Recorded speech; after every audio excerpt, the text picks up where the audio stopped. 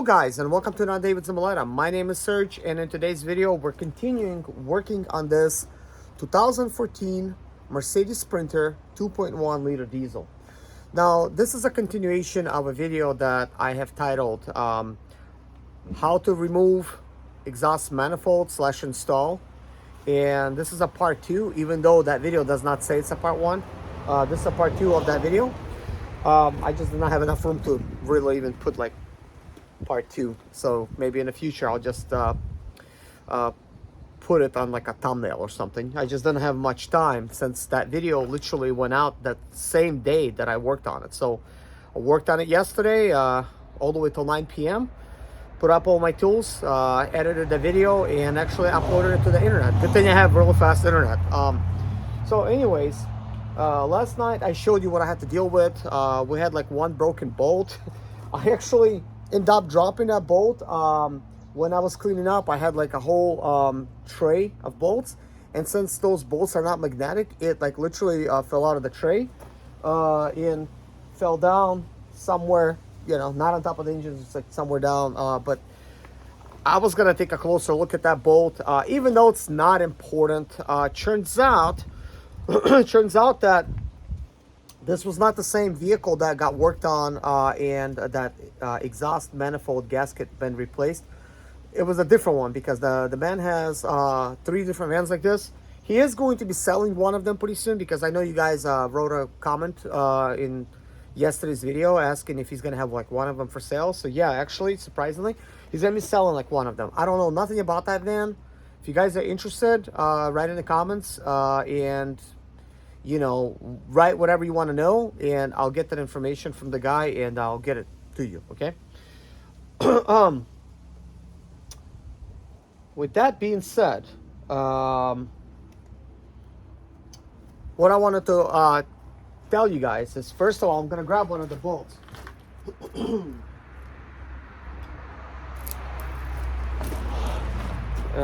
So let's see. Hold on. Okay, I wanted to get a magnet. So yeah, so actually this bolt is magnetic. However, the heads are not, even though it's magnetic right now, because these, and when I say heads, really like they're nuts. They're made out of copper. At least they have a copper coating or something, so they would not be magnetic. But because this came out as one piece, a stud and a nut, okay, this is why it's being magnetic right now. But anyways, last night a bolt broke off right there, you know, kind of like towards the end. Like it had like 1.5 threads I think left on it. And when I was looking at that bolt, and actually even like looking at this one, and this could be just trickery of eyes, they could just be getting tricked because threads going sideways and a bolt is right. Like when I'm looking at it like this nut also appears to be crooked this way, like that. Like it's just slightly higher on this side. So that bolt was kind of looking like that. So I wasn't really sure. The reason I'm actually saying this is like I was thinking that possibly that when they were like, yeah, like I'm even looking at it right now, it's like, yeah, I could see it's like crooked. The reason I actually I'm even talking about it, like what I thought was happening, possibility when it was actually installed, that, you know, they use impacts a lot. Like even like when I was working as a service technician, everyone's using impacts on everything, including like lug nuts and everything. And I got into the system of using them too. But here's the thing, there's the right way and the wrong way of using impacts. You first have to at least thread it on pretty good, then use it. But some guys, they just don't care. They just like, they'll just put a knot on there and whoop, drive it in there with the impact. And of course that's gonna work. So since this vehicle actually never had the exhaust manifold replaced, it's a good chance that when it was assembled at factory, they had good access from every little point, right? There's a good chance that the stuff was drive in like with impacts to make the job faster, you know. I don't know if people assemble it or maybe robots. I can't really imagine just people assembling every single engine like this. It's a possibility that's robots. I don't know. If you guys know, let me know. So when that happened, this bolt, let's say like it went, this was like my kind of like thought process. If this nut went on crooked a little bit, at a certain point it stopped, like it stopped going forward, right? So when it stopped because it cut on it, then obviously the stud had like no more room to really turn. So it went as much as it can, and then it stopped. Because this, unfortunately I'm not using gloves right now, but getting my hands dirty. When this nut actually stopped to a certain point and could not go anymore, I think it put a lot of stress on the bolt, right? Already. It probably did not break from them doing it. I probably still broke it, but the bolt, the stud was already stressed. And what I noticed prior to pulling this off, there was a slight gap between the nut and the actual manifold. The gap was about 1/16 of an inch. And right at that same spot, guys, there was a leaking manifold gasket. So I'm just like saying this because possibly this is what caused the leak, for it to leak. Okay, but at the same time, hey, maybe that's just a place that they like to leak. I don't know that for a fact, but I know one thing is all of these bolts were super stuck except this one. This particular bolt, not the one I just showed you, but a similar one like that I lost, that broke off. That bolt, like I started taking it off, like it was like not that heavy, like it just took like, you know, like I pried it back and forth, and then I started taking it out, started going, and then like it, you know, I thought like it was coming out fine, but it like literally just broke off. So it really did not take much effort to break it. So if that stud was solid, then it means it takes like very like little effort to break these things. So sure, it could have been stress installing and then it put it like all the way, and this is why it broke off. But if not, then it means these studs are just brittle, like it'll just break off. Like with that being said, it means you have to take extra effort, use Croil or whatever, because I did use actual Croil to try to remove these things. But I guess you have to take extra effort not to break these things. Now, with that being said, I do need to drill that bolt out, and I'm not sure how much of an effort it's going to take for me to drill it out. I do have a Cobalt 24 volt type of drill here, which is a right angle drill, and this will allow me to get right there up close, you know, hopefully. So I bought this a while ago for these situations. Now, I know some of you mentioned in the comments below that you recently did this a couple weeks ago and you ended up breaking a bolt. So please let me know your experience. You know, how difficult was it to drill that stud out of there? I don't know what material the stud is made out of, but hopefully it's easy to drill, you know, because I do have a kit like this, which is like Hercules drill bits in here, but these are not high-speed steel. It says that this is a blue braid, titanium coating, starter point 135 degrees. I did not see any markings for it to be high-speed steel. They just say like 5/16 Hercules on each one. So I don't know if this is going to be good enough for me to drill it out. Now, I do have some other kits that does have high-speed steel bits, but I think they're much larger. And I believe for me to drill this this bolt out, I may need a high-speed steel drill bit, like a whole entire kit or something. I do have stuff that I could use to actually pull out like broken studs. Like I do have that. Now, this particular video is just me talking about this little situation about the brittle bolts, and I guess just raising awareness that they will break. But if you ever done exhaust manifold bolts and studs, then you will already know that it's a 50-50 chance that the bolt will break. well, stud. Excuse me, I always like say the wrong stuff, but a stud will break, and sometimes stud with the bolt will come out, and sometimes stud with the bolt. Come on, Serge, you can do better than. Sometimes a stud and a nut come out together as one solid piece, so it looks like a bolt. Okay, and sometimes the nut will come out by itself. Okay. Now, I do have this whole entire kit, studs and bolts. So there's 8 studs and man, studs and nuts. Come on. Think. Okay, sorry about that. So studs and nuts, 8 of each. I do have them.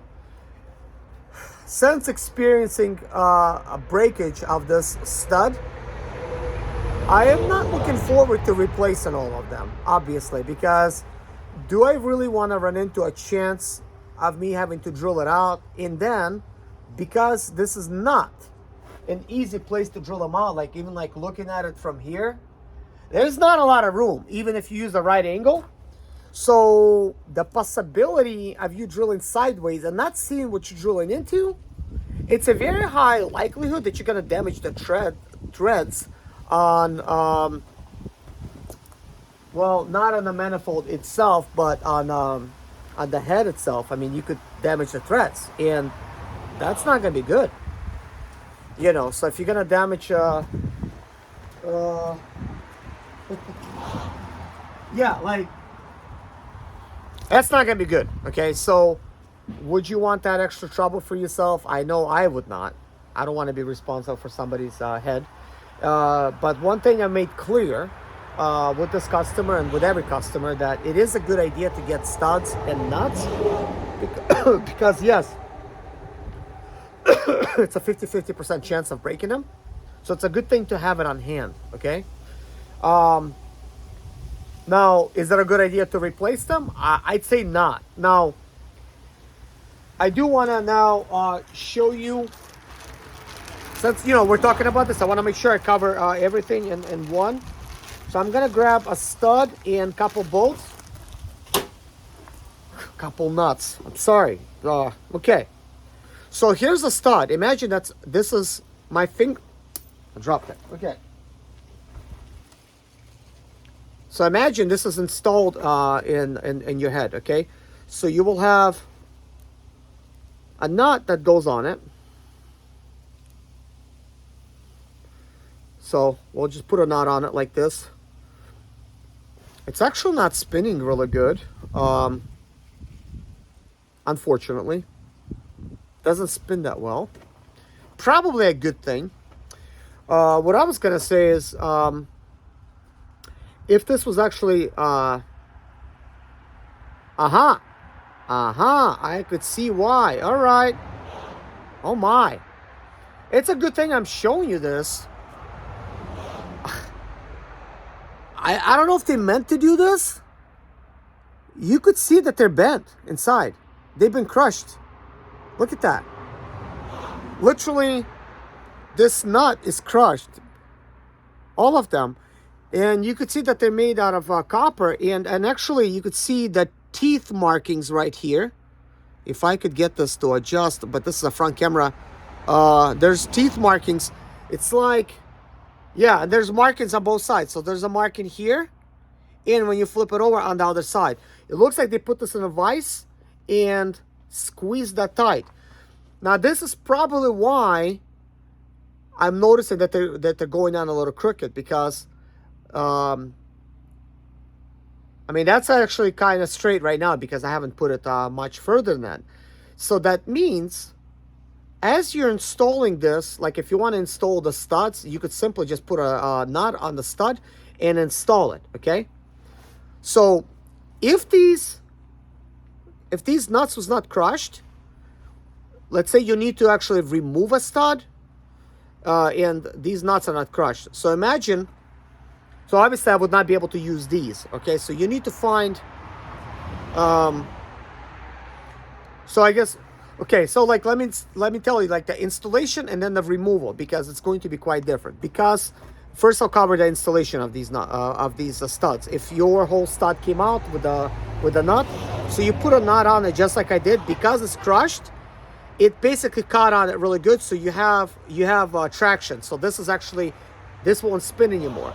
But if you do put like a wrench on it, this is a 12 millimeter, and because it's crushed, like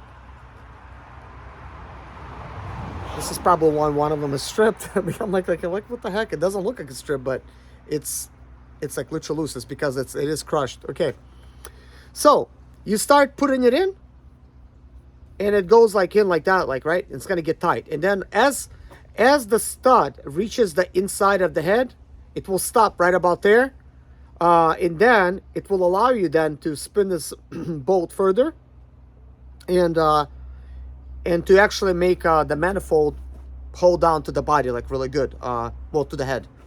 Well, it's gonna hold the manifold to the head of the engine head. So I don't know how else to say it. But let's say I'm gonna remove the stud right now. I mean the nut right now from the stud. To remove a stud, so you got studs like this sitting there. If you wanted to remove the studs, you're gonna need to find 2 washers. Oh my gosh, 2 nuts that are not crushed like this one, and install them. Install one deeper like this. Well, actually it's gonna help just putting these 2 together.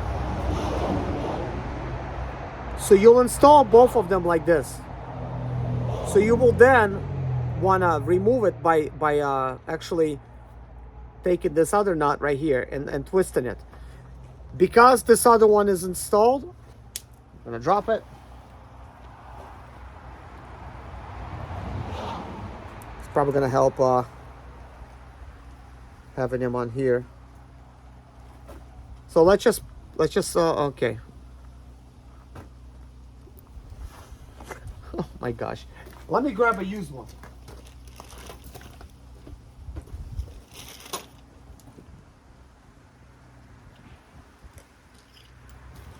Okay, with a used one, it's going to be easier for me to explain. You see how this is like further in, they were able to tighten, and yeah, it does look crooked to me as I pick it up. So when you put the second knot on here, as you're going to be putting a wrench on this one, and undoing it like that, right? You're spinning it. It's going to, if it's going to actually get loose, it's going to crash into this other nut and allow you to unspin the stud. Sorry if this is a bad explanation, guys, but I want to be as clear as possible because I mean not everybody is is a pro at this type of stuff, and a lot of people, they have different ideas how to remove studs. But this is one of the easiest way to remove it. Like, you don't have to have a special tool. You could just put 2 nuts in there and that's it, and you'll be able to remove it.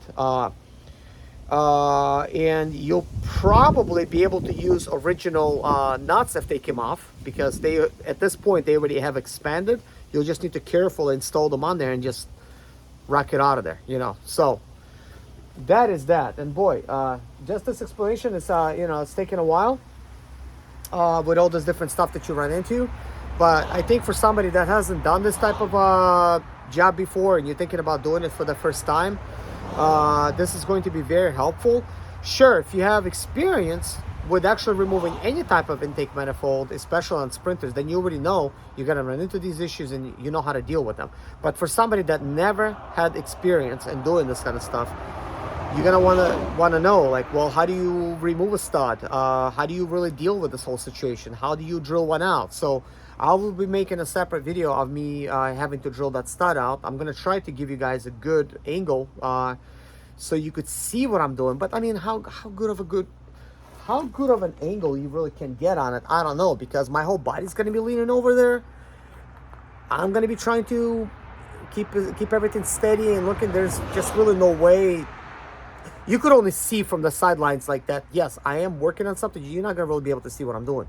My hands and body is going to be in the way, and the tool's going to be in the way. Plus, I can't even see what I'm doing because I'm going to be having a side profile instead of looking directly into what I'm drilling. It's more like just being very, very careful and the way it broke off, I have punches to punch it and drill it out, but it's deep in there. My punches are thicker than what that is. So the only thing I could do is put a very, very small, tiny type of drill bit, try to center it as much as possible because I could kind of see what's going on, and very slowly spinning it, it will sort of create like a little groove for me to put a bigger drill bit if I need to.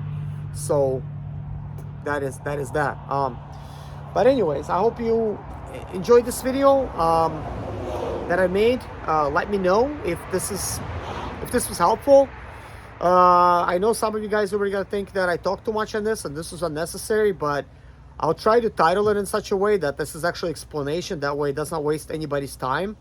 That this is just about that, even though it's a long video, probably should not take that long. But you already know how detailed I like to be on these things. And a lot of you guys like those details, and you have told me so in your emails and in your comments. So I'm trying to just live up to your expectations. But anyways, guys, I'm gonna continue doing what I'm doing, and I'll record another video of part 3. I didn't even think I was gonna have a part 3, but yeah, part 3. But anyways, thank you guys for watching. Take care of yourself, and I'll see you guys in the next video. Bye bye.